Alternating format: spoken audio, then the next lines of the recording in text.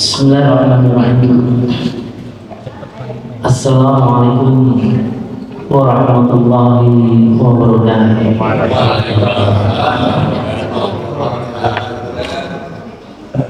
Alhamdulillah, nahmaduhu wa nasta'inuhu wa nastaghfiruh wa na'udzu billahi min shururi anfusina wa min sayyiati a'malina. Man yahdihillahu fala mudilla lahu wa man yudlil fala hadiya lahu. Asyhadu an la ilaha illallah wahdahu la syarika lahu wa asyhadu anna Muhammadan abduhu wa rasuluhu, amma ba'd. Kaum muslimin yang dirahmati Allah Subhanahu wa taala, segala puji bagi Allah Subhanahu wa taala bersemesta alam. Shalawat beserta salam senantiasa tercurahkan kepada Nabi kita Muhammad sallallahu alaihi wasallam, keluarganya, begitu pula kepada para sahabatnya. Alhamdulillah, di kesempatan yang berbahagia ini Allah Subhanahu wa taala memberikan iman, ketakwaan dan kesehatan kepada kita. Insyaallah di kesempatan yang berbahagia kali ini kita akan membahas tentang masalah adab-adab di dalam azan dan juga iqamah. Kaum muslimin yang dirahmati Allah Subhanahu wa taala, sebagaimana kita ketahui bersama bahwa azan secara bahasa itu artinya al-i'lan, yaitu pengumuman, seruan. Allah Subhanahu wa taala berfirman, wa adzin fin nas bil hajj. Azankanlah ibadah haji di tengah-tengah manusia. Maksudnya di sini adalah mengumumkan ibadah haji, informasikan, beritakan ibadah haji ke tengah-tengah manusia. Ini secara bahasa. Kemudian yang namanya azan secara istilah syar'i adalah ibadah kepada Allah Subhanahu wa taala dengan cara mengumumkan masuknya waktu sholat dengan lafal yang telah ditentukan oleh syariat. Ini ada. Hadirin adalah rahmat Allah Subhanahu wa taala. Kalau kita lihat hadis dari Rasulullah sallallahu alaihi wasallam tentang disyariatkannya azan, itu ada dua hadis. Hadis yang pertama hadis sahih dari Ibnu Umar radhiyallahu anhu. Ibnu Umar radhiyallahu anhu menyatakan bahwa Rasulullah sallallahu alaihi wasallam pernah berbincang-bincang dengan para sahabat beliau terkait dengan bagaimana cara mengundang manusia agar mereka menunaikan sholat berjamaah di masjid. Ada di antara mereka mengusulkan kepada Rasulullah, "Ya Rasulullah, bagaimana kalau kita membunyikan lonceng?" Maka kata beliau sallallahu alaihi wasallam, "Jangan. Itu kebiasaan orang-orang Nasrani." Kemudian sebagian dari mereka mengusulkan kepada Rasulullah SAW, "Wahai Rasulullah, bagaimana kalau kita memberikan trompet?" Maka kata beliau SAW, "Jangan. Itu kebiasaan orang-orang Yahudi." Kemudian datanglah Umar bin Khattab radhiyallahu anhu. Umar bin Khattab radhiyallahu anhu mengatakan kepada Rasulullah sallallahu alaihi wasallam, "Rasulullah, bagaimana pendapat engkau untuk menginformasikan kepada manusia tentang waktu sholat agar mereka menunaikan sholat jamaah di masjid, maka memandangkan azan?" Maka Rasulullah SAW mencurinya. Maka Rasul bersabda kepada Bilal, wahai Bilal, berdirilah, memandangkan anda. Riwayat yang kedua, hadis Bukhari dan Muslim, kisah Abdullah bin Zaid radhiyallahu anhu. Abdullah bin Zaid radhiyallahu anhu berkisah atau bercerita bahwa suatu hari ia mimpi. Pada saat mimpi, Abdullah bin Zaid itu bertemu dengan seorang laki-laki.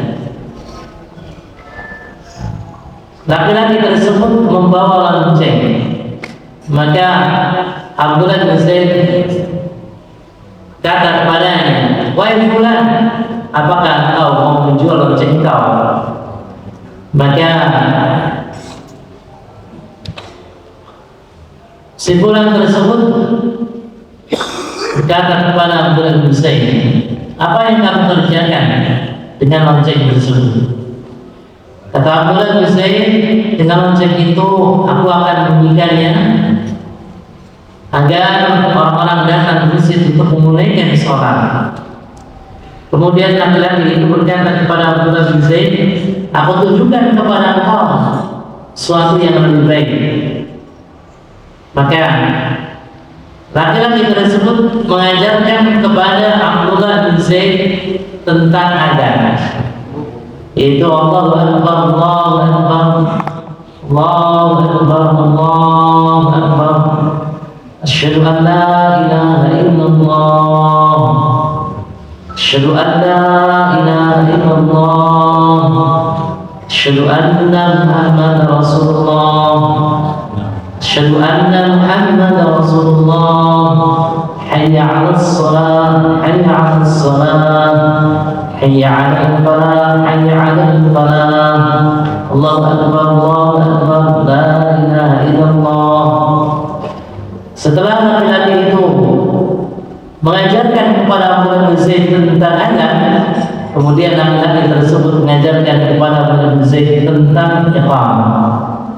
Apabila engkau iqamah, maka katakan oleh engkau, Allahu akbar, Allahu akbar, asyhadu an la ilaha illallah, asyhadu anna Muhammadar Rasulullah, hayya 'alas shalah, hayya 'alal falah, qad qamatis shalah, qad qamatis shalah, Allahu akbar, Allahu akbar, la ilaha illallah. Nah, ini dua hadis terkait dengan kisah yang kami ada. Hadirin dan hadirat Allah Subhanahu wa taala, berdasarkan hadis Rasulullah sallallahu alaihi wasallam, maka beliau sallallahu alaihi wasallam menjelaskan kepada kita tentang keutamaan azan.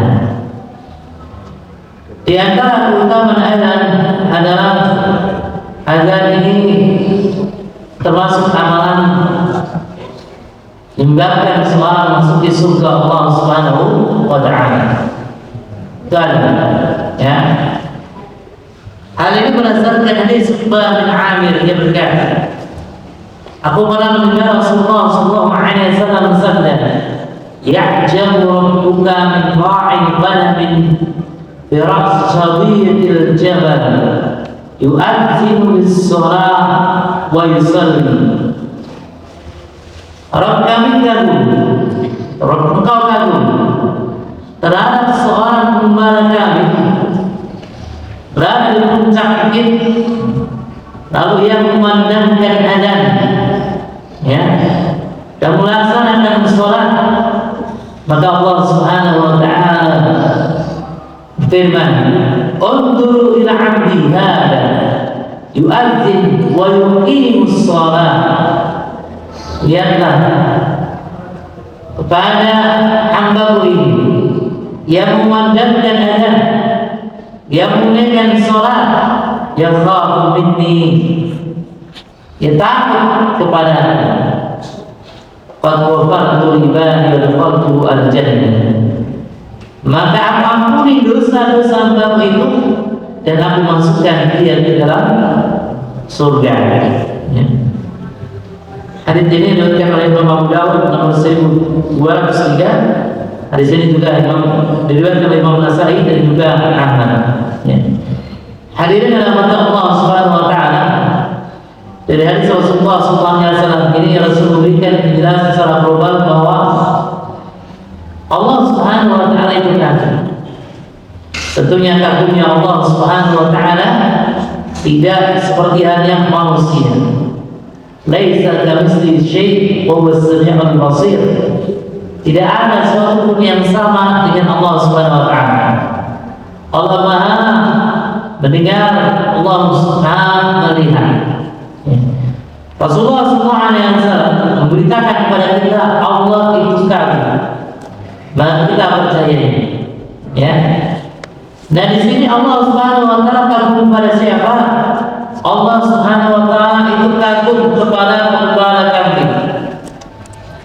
Di mana ada orang yang membala kambing ini, ya, puncak bukit, ya. Ketika datang waktu salat, ia ingat Allah Subhanahu wa taala. Yang memandangkan azan, ya, ia salat, ya. Kemudian, ya, Allah Subhanahu wa taala berfirman, lihatlah hambaku ini, ya. Ketika datang waktu salat, yang menunaikan azan, yang menunaikan salat, dia takut kepada takut akan siksaanku, ya. Maka Allah ampuni dosa-dosanya dan aku masukkan dia ke dalam surga. Masya Allah, spesial sekali bagi orang yang ada. Dosa-dosanya akan diampuni oleh Allah Subhanahu wa taala dan Allah Subhanahu wa taala akan memberikan ganjaran kepadanya berupa surga ini. Ini yang pertama. Kemudian yang kedua, hadirin rahmatan Allah Subhanahu wa taala, terkait dengan keutamaan adzan yang kedua, ya. Setan itu lari ketika adzan dikumandangkan. Ini perkara yang gaib, ya, di mana perkara yang gaib itu dasarnya dari Al-Quran dan juga Sunnah Rasulullah SAW. Ya, ketika ada dasarnya jelas, maka hendaknya kita imani dan kita yakini. Ya. Rasulullah SAW bersabda, "Idza nudiya lis-shalah adbar syaitan walau durab." Apabila azan salat dikumandangkan, maka setan itu akan lari terkentut-kentut, ya, hatta la yasma'u ta'dzim, sampai dia tidak mendengar kumandang azan. Fa idza qada nida akbar. Apabila azan selesai, ya, maka dia kembali, ya, dia kembali. Hatta idza suiba bis-shalah akbar. Ya. Apabila iqamah dikumandangkan, ia lari. Ya. Ya, idza qada tasbih, apabila iqamah selesai, akbar, ia kembali. Hatta yaqiru bainal mar'i wa nafsihi, lantas setan itu membisikkan benak seorang yang sedang sholat, dan setan berkata, udkur kada lima lam yakun, hatta yaqulu rajul la yadri kam shalla. Di setan membisikkan di benak seorang yang sedang sholat, ingatlah ini, ingatlah itu, terhadap sesuatu yang sebelumnya tidak diingat, hingga akhirnya seorang ketika menunaikan sholat tidak mengetahui berapa rakaat yang telah ia kerjakan. Nah, di sini saya juga di dalam Bukhari nomor 608, dan di sini pun saya buatkan Imam Muslim nomor, ya, 389. Ya. Hadirin dalam mata Allah Subhanahu wa taala, ini merupakan berita dari Rasulullah SAW bahwa setan itu ketika mendengar muadzin kumandangkan azan, lari. Bahkan tidak sekedar lari, ya, sampai larinya itu mengeluarkan buang angin. Ya, ini dikatakan oleh Rasulullah SAW. Ya. Ketika sang muadzin selesai mengumandangkan azan, ya, maka setan datang kembali lagi ke masjid. Ya, datang ke masjid, menggoda manusia. Ketika manusia menunaikan sholat sunnah, digoda. Kemudian ketika iqamah dikumandangkan, karena waktu sholat hendak didirikan, ya, maka setan lari lagi. Ketika iqamah selesai, ya, maka setan kembali lagi. Setan mencoba untuk membisikkan hati manusia, ya, menggoda orang yang sedang menunaikan sholat, ya, ingat ini, ingat itu, sehingga ya, manusia tersebut ingat sesuatu yang sebelumnya tidak diingat. Ya, kita sering sekali seperti itu, ya. Kadang kita kehilangan kunci motor, kehilangan kunci mobil, ya. Sudah mencari di sana kemari, tidak jumpai. 1 jam, 2 jam lama yang cari, nggak ketemu. Kadang-kadang kita nggak salah, kemarin istri, kemarin anak gitu. Kemudian akan kumandangkan, kita siap-siap ke masjid, ya, wudu, kemudian pergi ke masjid. Lantas ketika menunaikan sholat, setan mencoba untuk memulai kita. Tuh kunci kamu di sana. Sehingga ada sholat kita buru-buru pulang, ya. Pas pulang ke rumah ternyata benar bajunya di sana. Ya. Itu setan. Ya. Ini memang berusaha menggoda manusia semaksimal mungkin, seoptimal mungkin agar manusia itu tidak khusyuk dalam sholat. Karena orang ketika khusyuk dalam sholat, sholatnya sesuai dengan sunnah Rasulullah SAW, itu sholatnya akan mencegah perbuatan keji dan munkar. Inna sholata tanha 'anil fahsya'i wal munkar. Sungguh sholat akan mencegah dari perbuatan keji, perbuatan munkar. Kalau sholatnya benar, mencegah dari korupsi. Kalau sholatnya benar, mencegah dari pencurian. Kalau sholatnya benar, mencegah dari riba, mencegah dari kezaliman, mencegah dari kejahatan. Sehingga para ulama ketika menafsirkan ayat ini, inna sholata tanha 'anil fahsya'i wal munkar, sehingga sholat itu mencegah perbuatan keji dan munkar, maksudnya adalah sholat yang sesuai dengan syariat Islam, ya, menunaikan rukun-rukunnya, syarat-syaratnya, kewajiban-kewajibannya, sunnah-sunnahnya, hingga sholat tersebut mampu mencegah perbuatan keji dan juga perbuatan munkar. Al-Imam Ibnu Katsir rahimahullah ketika menjelaskan tentang ayat ini, beliau mencantumkan hadis Rasulullah SAW. Pada zaman Rasulullah SAW ada seorang laki-laki, ada seorang sahabat datang kepada Rasulullah. Rasulullah, si fulan sholat, namun ia masih tetap mencuri. Maka kata Rasulullah SAW, semoga sholat sudahnya mampu mencegah dia dari pencuri. Ya, maksudnya kalau sholatnya benar, sholatnya benar, itu mampu meredam perbuatan kemaksiatan. Kaum muslimin yang dirahmati Allah Subhanahu wa taala. Kemudian yang ketiga,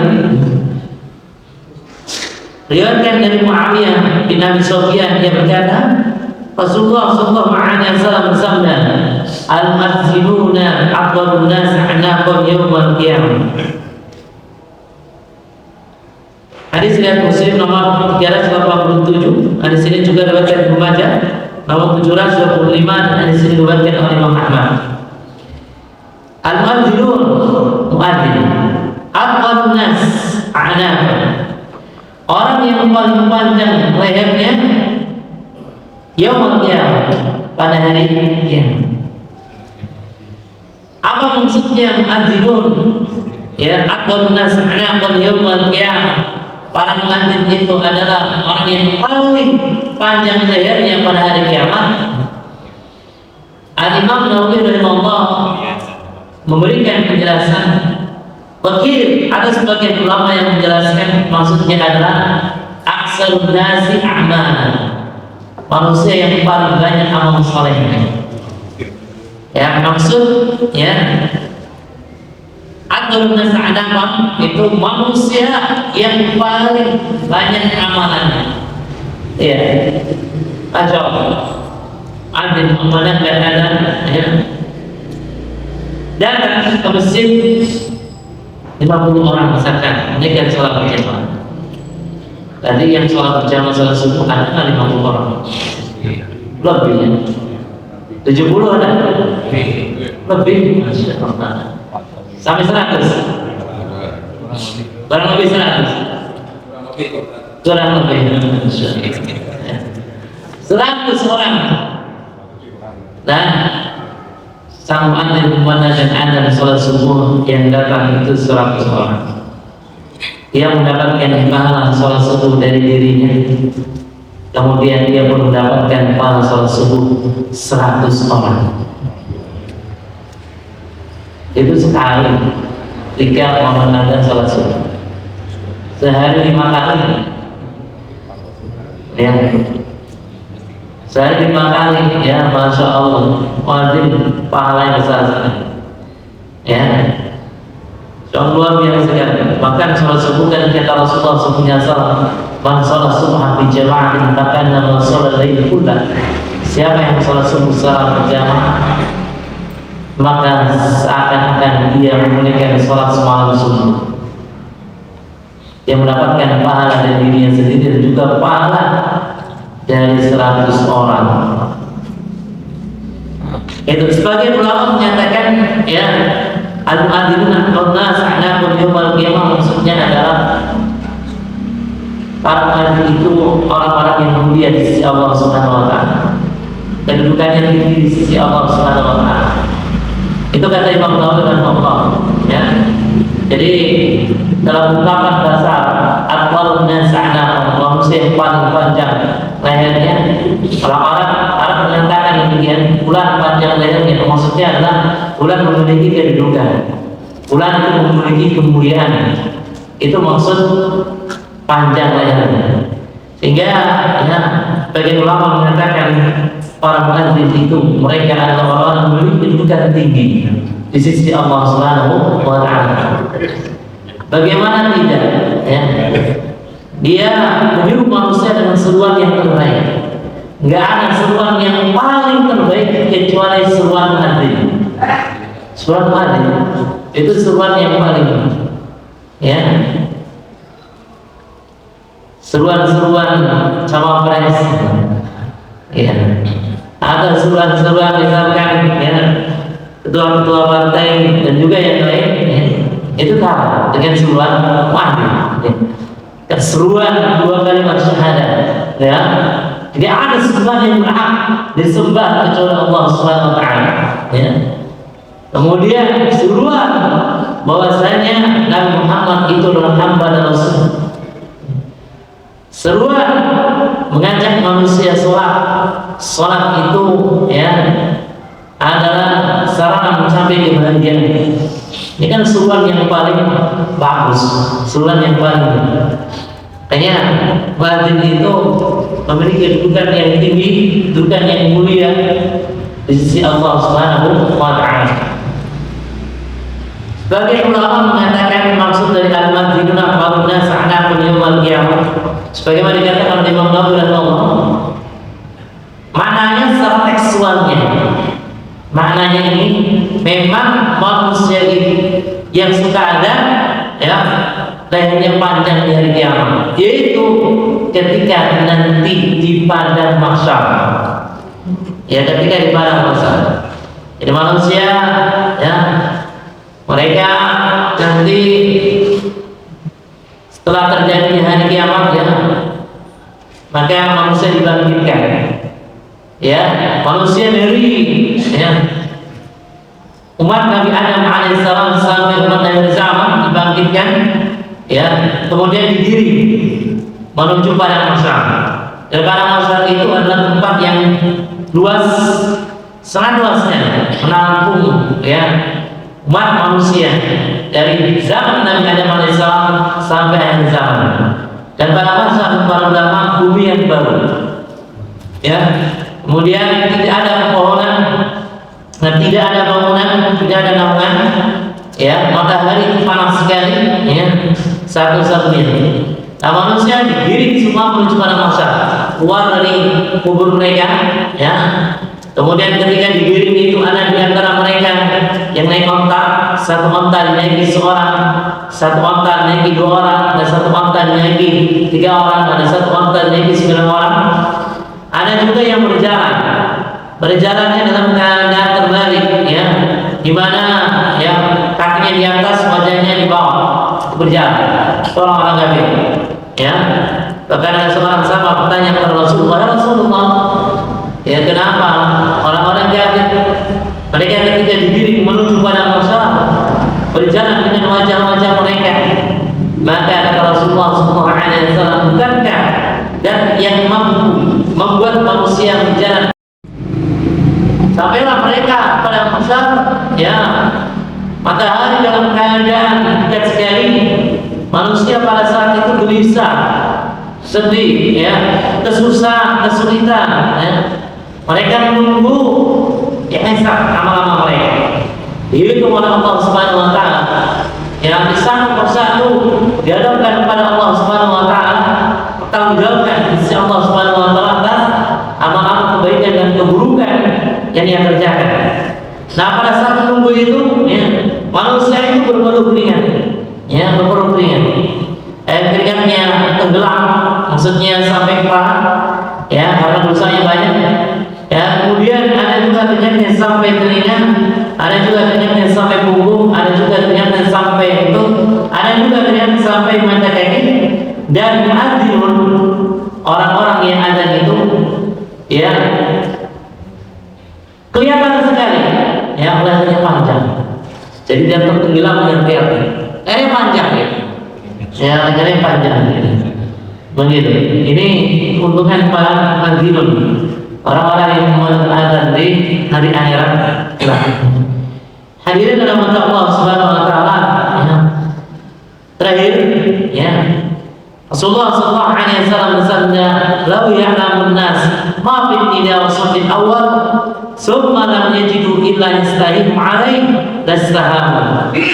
Ya, hadisnya diriwayatkan oleh Imam Bukhari nomor 611 dan hadis diriwayatkan oleh Imam Muslim nomor 437. Seandainya manusia mengetahui tentang keutamaan Adam dan juga keutamaan sok yang pertama, kemudian mereka akan mendapatkan kecuali dengan diundi, niscaya mereka siap untuk melakukan undian. Kalau manusia tahu keutamaan Adam, di mana keutamaan Adam itu besar sekali di sisi Allah Subhanahu wa taala. Orang yang beriman dengan Adam, ya, dosa-dosanya diampuni oleh Allah Subhanahu wa taala.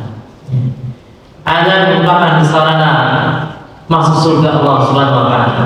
Ya. Kemudian siapa saja yang mendengar kemana Adam, baik dari kalangan manusia, kalangan jin, bahkan syekh dari benda-benda mati, pohon, tanah, batu, dan yang lain-lain, nanti pada hari kiamat akan menjadi saksi kebaikan bagi sahabat ini. Saksi kebaikan ya, ya. Ya Allah telah memandangkan Adam, menyuruh dengan seruan yang terbaik, manggil orang agar orang melaksanakan sholat. Ya. Ini keutamaan Adam. Kemudian dari, ya, pada hari kiamat ketika di padang mahsyar leher yang panjang sehingga tidak tenggelam dengan keringatnya. Nah, kalau manusia mengetahui tentang keutamaan ini, ya, manusia pasti akan berduyun-duyun, ya, rebutan untuk menggunakan Adam. Dan, ya, karena adil itu hanya satu saja, gitu.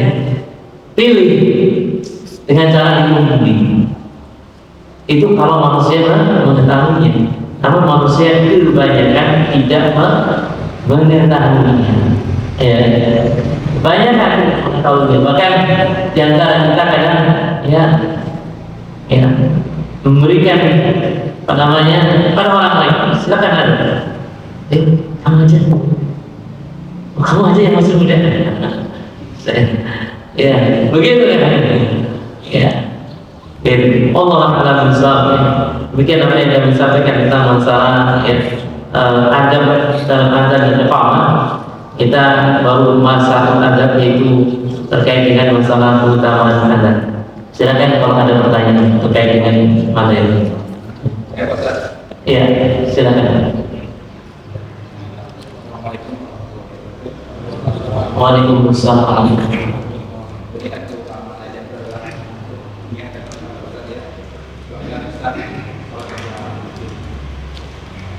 Tapi umumnya kita ajar itu juga dibahas orang yang sudah meninggal saat mau dikuburkan diajari. Itu juga saat melahirkan diajari. Itu gimana menurut Pak Ustaz? Apakah ada dari? Terima kasih. Assalamualaikum warahmatullahi wabarakatuh.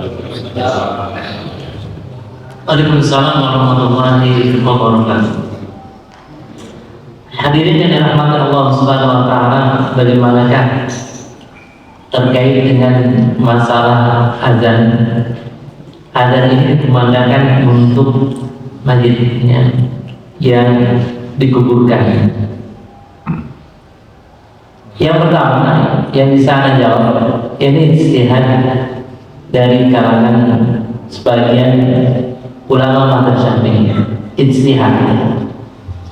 Jadi kalangan ulama mazhab Syafi'i mereka berijtihad menggunakan qiyas. Ya, qiyasnya bagaimana? Qiyasnya adalah ketika manusia keluar dari dunia, yaitu melahirkan, maka dianjurkan untuk diadzan. Dianjurkan untuk diadzan. Meskipun nanti istilah di antara para ulama hadis tentang masalah bayi itu dilahirkan. Ya, sebagian ulama mengatakan hadisnya hasan, ya. Kemudian banyak ulama mengatakan hadisnya lemah. Ya. Nah, ijtihad menurut mazhab Syafi'i dengan qiyas, ketika manusia lahir di muka bumi itu dikenalkan dengan kalimat tauhid, maka ketika mereka meninggal dunia, maka diperdengarkan kalimat tauhid pula. Ini sebagian kalangan mazhab Syafi'i. Yang kedua, hadirin dalam mata Allah Subhanahu wa taala, Allah A'lam bishawab, yang paling tepat tentunya tidak memandangkan azan. Yang paling tepat. Kenapa? Karena kalau kita lihat sejarah tentang azan, historis tentang azan, maka Rasulullah SAW mensyariatkan azan ini tujuannya adalah untuk mengumpulkan manusia dalam rangka menunaikan sholat berjamaah. Ya. Hadisnya saya semuanya, sebagaimana di awal saya tadi telah menyinggungnya. Hadis yang pertama, ya, dari Umar radhiyallahu anhu. Ya. Umar radhiyallahu anhu berkisah bahwa di zaman Rasulullah SAW, beliau SAW mengumpulkan para sahabat. Ya, beliau SAW mengumpulkan para sahabat. Ya.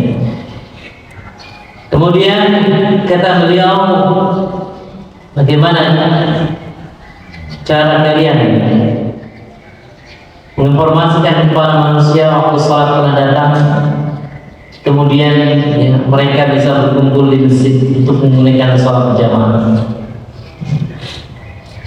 Di antara mereka mengusulkan kepada Rasulullah SAW, Rasulullah, kalau begitu kita berikan lonceng saja. Kata Rasulullah SAW, tidak, karena itu kebiasaan orang-orang Nasrani. Kemudian sebagian mereka mengusulkan kepada Rasulullah SAW, bahwa Rasulullah, bagaimana kalau kita membunyikan trompet saja? Kata Rasulullah SAW, tidak, karena itu kebiasaan orang-orang Yahudi. Umar bin Khattab radhiyallahu anhu menyatakan, wahai Rasulullah, bagaimana kalau kita memandangkan azan saja? Allahu Akbar, Allahu Akbar, Allahu Akbar.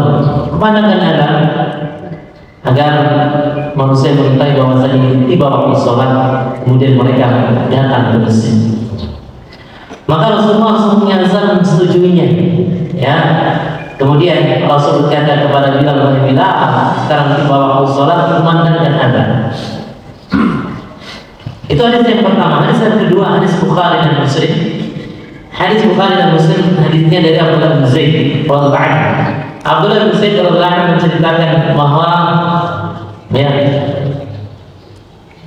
suatu malam aku mimpi. Dalam mimpiku aku bertemu dengan seorang laki-laki, kemudian laki-laki itu membawa lonceng. Lantas aku bertanya kepadanya, ya, apakah engkau menjual lonceng tersebut? Aku akan membelinya. Laki-laki itu menjawab, emang buat apa? Kau akan menggunakan lonceng? Kata Abdullah bin Zaid, aku akan gunakan untuk ya, menginformasikan kepada manusia agar mereka ya, mengetahui datangnya waktu sholat ya, sehingga mereka berkumpul di masjid. Kata laki-laki tersebut, aku memiliki sesuatu yang lebih baik dari itu. Aku ajarkan kepada engkau adzan. Ya, kemudian laki-laki tersebut ya adzan. Ya, laki-laki itu adzan. Ya. Setelah itu laki-laki itu mengajarkan kepada Abdullah bin Zaid, ya paham. Esok harinya Abdullah bin Zaid bercerita kepada Rasulullah SAW. Dia dapat kepada sahabat, "Ya Rasulullah, tadi malam saya mimpi cara menginformasikan manusia supaya mereka ya mengetahui waktu sholat. Saya mimpi itu dengan adzan Rasul. Adzannya begini Rasul." Maka Rasulullah SAW bersabda, "Innaha ruqyal haq." Itu adalah mimpi yang benar. Itu mimpi yang benar.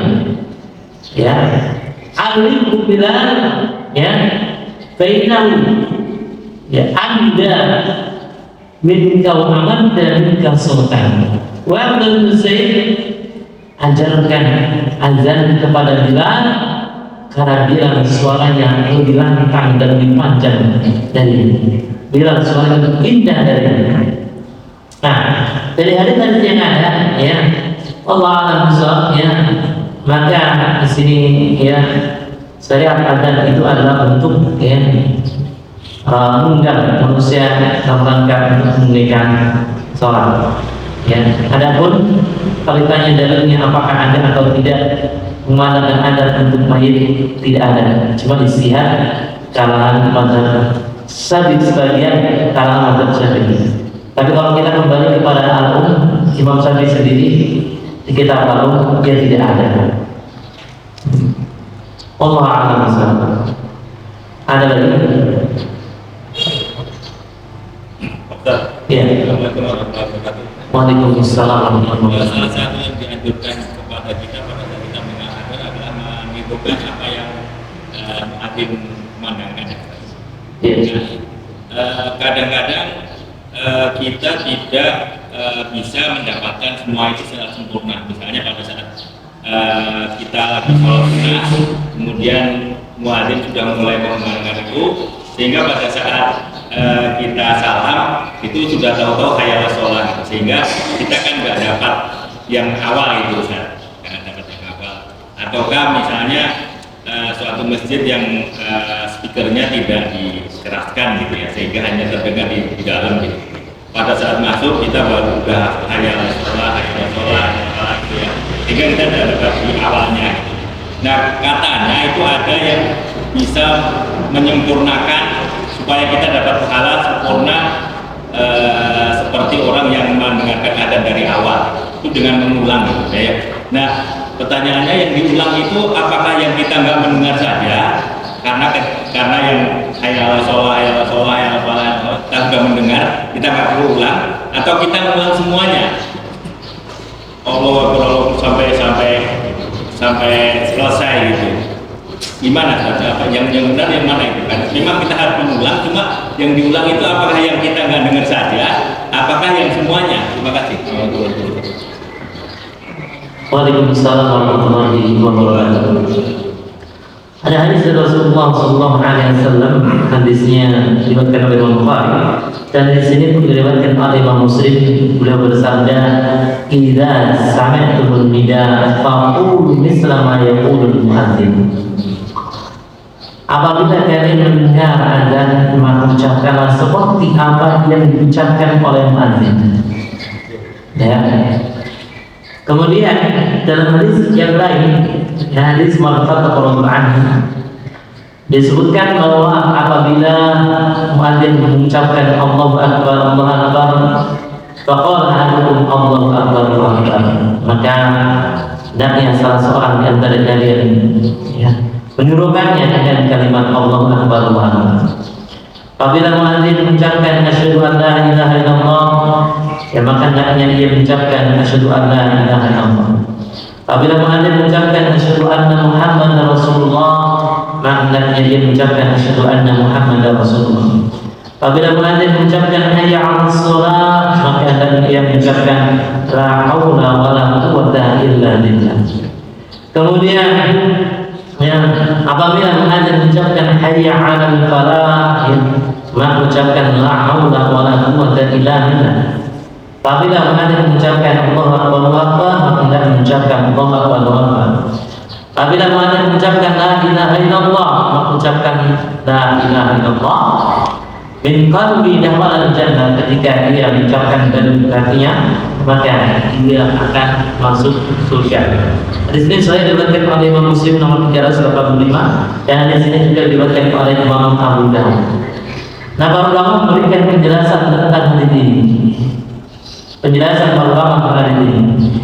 Jadi kalau misalkan kita ternyata kelewat, ya, kelewat lagi sholat tadi, ya, maka anjurannya adalah, ya, kalau kita ingin mengejar, ya, yang kelewat tersebut, kita mendengar kumandang azan yang lain, ya, kemudian kita jawab, ya. Kalau misalkan kita berada di sini, ya, kita kelewat untuk menirukan, ya, sang muadzin karena kita sholat, ya, sholat sunnah. Kemudian ada kumandang azan lain, ya, di sekitar masjid ini terdengar sampai sini. Kalau kita ingin mendapatkan keutamaan ini, maka kita menirukannya, ya, kita menirukannya, ya, begitu. Tapi kalau kita sudah dapat, ya, maka cukup, ya, di masjid ini, ya, kita datang ke masjid ini, ya, misalkan kita mendengar kumandang azan sampai beres, ya, kemudian ada azan, ya, di masjid yang lain, ya, maka ketika kita mencukupkan masjid ini, maka kita sudah dapat keutamaannya. Itu baru penjelasan para ulama. Jadi kalau misalkan kita, ya, ternyata tengah-tengah, ya, kita mendapatkan tengah-tengah azan, ikutin saja. Cuma kita tidak mendapatkan, ya, secara sempurna. Tidak mendapatkan secara sempurna. Kalau mendapatkan secara sempurna, mau dari awal, ya, atau tadi mendengar, ya, kumandang azan di masjid yang lain. Demikian. Allah Akbar. Ada lagi? Oke.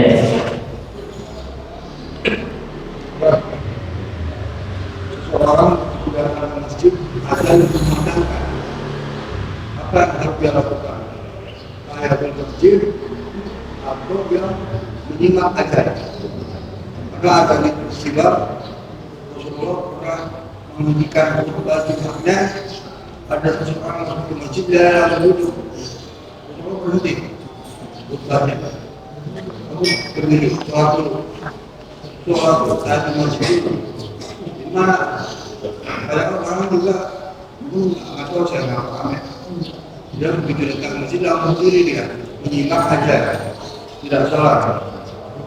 Bahkan menyimak aja itu yang sunnah, mendengarkan khutbah itu wajib. Iya, hadirin dan rahmat Allah Subhanahu wa taala. Ada dua keadaan ketika kita mendengar kumandang adzan pada saat kita berada di masjid. Kasus yang pertama adalah sholat wajib biasa, bukan sholat Jumat. Sholat wajib biasa, sholat subuh, zuhur, asar, maghrib, isya. Kita masuk masjid, adzan dikumandangkan. Itu bagaimana? Apakah kita menunaikan sholat tahiyatul masjid ataukah kita menirukan sang muadzin? Kaum muslimin dan rahmat Allah Subhanahu wa taala, sholat tahiyatul masjid hukumnya apa? Sunnah. Kemudian ketika kita menirukan secara pelan apa yang diucapkan oleh muadzin, hukumnya apa? Sunnah juga. Sunnah dan sunnah. Kemudian para ulama memberikan sebuah kaidah bagus sekali. Apabila beberapa perkara sunnah itu bertentangan, mana yang didahulukan? Yang didahulukan itu adalah amal sunnah yang pada waktu itu. Karena kalau misalkan tidak dikerjakan akan terlewatkan. Berarti yang didahulukan di sini adalah menirukan sang muadzin.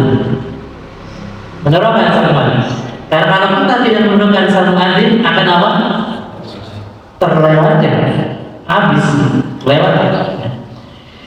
Rasulullah sallallahu alaihi wasallam bersabda, "Idza sami'tum bina faqulu misla ma yaqulu al-muadzin."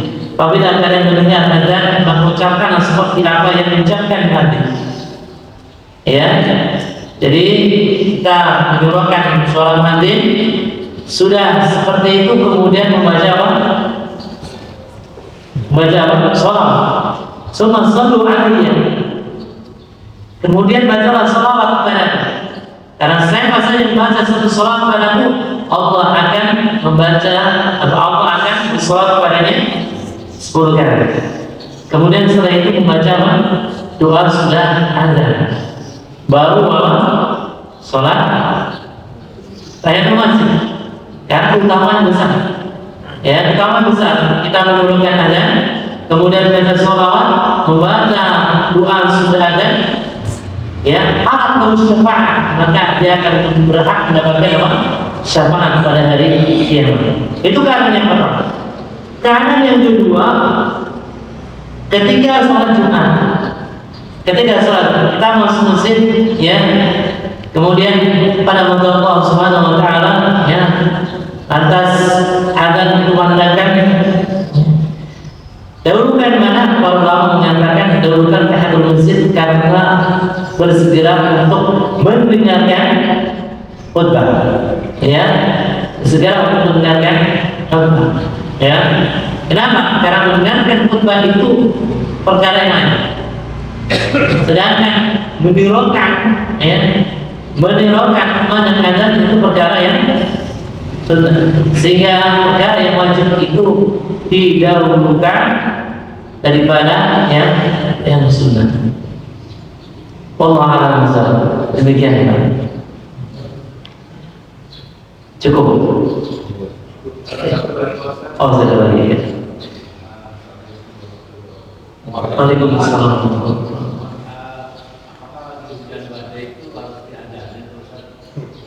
Yes.